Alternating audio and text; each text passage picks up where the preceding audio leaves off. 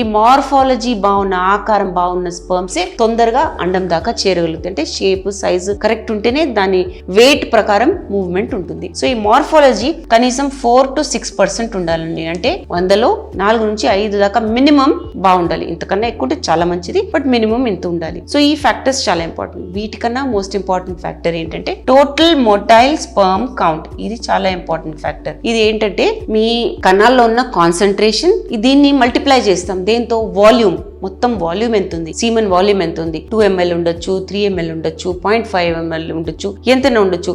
So concentration into volume into motility ఎంత ఉందో ఇవన్నిటిని మనం మల్టిప్లై చేస్తే మనకు టోటల్ మొటైల్ స్పర్మ్ కౌంట్ వస్తుంది. అది మినిమం 10 million ఉండాలండి. 10 million కన్నా తక్కువ ఉంటే సక్సెస్, IUIతో బాగా తక్కువ ఉంటుంది. 10 million కన్నా ఎక్కువ ఉంటే చాలా మంచిది. టోటల్ మొటైల్ స్పర్మ్ కౌంట్ పేరులోనే ఉంది, ఎన్ని మొటైల్ స్పర్మ్ కౌంట్ ఉంది అనేది చాలా ముఖ్యమైన ఫ్యాక్టర్.